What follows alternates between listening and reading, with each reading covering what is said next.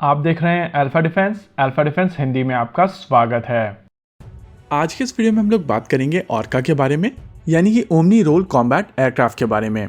कल जब हम लोगों ने HLFT-42 के बारे में एक वीडियो बनाया था तो कमेंट सेक्शन में आप में से कई लोगों ने पूछा था कि भारतीय वायुसेना ऑर्का प्रोग्राम को ज्वाइन क्यों नहीं करती है।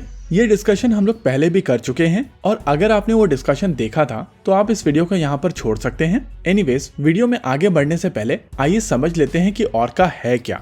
देखिए, ऑर्का यानी कि omni role combat aircraft twin engine deck based fighter का एक मॉडिफाइड वेरिएंट होने वाला था।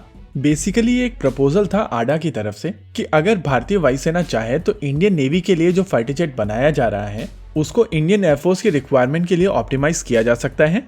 देखिए, अगर रिक्वायरमेंट को ध्यान से देखा जाए तो AMCA, Su-30 MKI, तेजस मार्क 1, मार्क 1A और मार्क 2 के बीच में एक ट्विन इंजन फाइटर जेट की आवश्यकता है।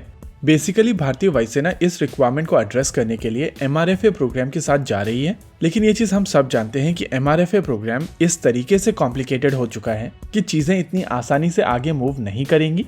ऐसे में अगर ये प्रोग्राम ऐसे ही अटका रहता है तो इस रिक्वायरमेंट को पूर्ण करने के लिए ऑर्का सेंस बनाता है। लेकिन ऑर्का के साथ में जो प्रॉब्लम है वो है टाइमलाइन।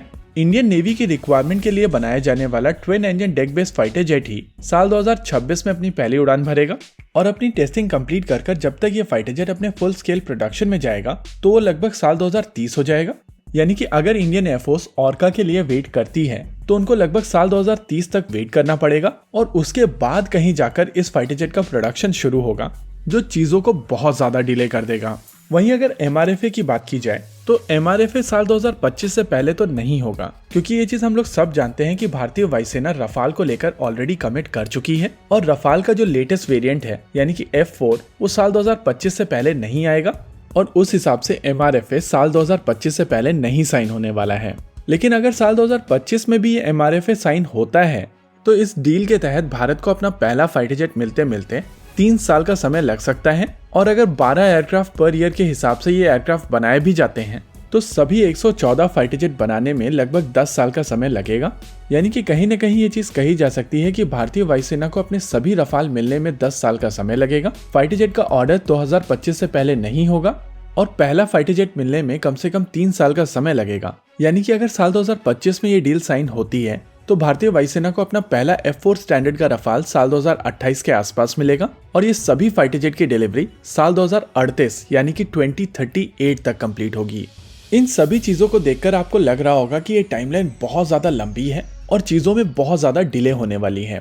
लेकिन अगर आप इसको ऑर्का के कॉन्टेक्स्ट में डालेंगे तो twin engine deck based fighter jet ही साल 2030 के आसपास बनेगा और अगर उसको ऑप्टिमाइज करके एयरफोर्स वेरिएंट बनाया जाता है यानी कि ऑर्का बनाया जाता है तो उसमें भी कम से कम 2 से 3 साल लगेंगे और उसके बाद प्रोडक्शन रैंप अप होगा। यानी कि कहीं न कहीं दोनों प्रपोज टाइमलाइन में 5 साल का अंतर होगा और इस 5 साल के अंतर को डाइजेस्ट करना भारतीय वायुसेना के लिए आसान नहीं होगा।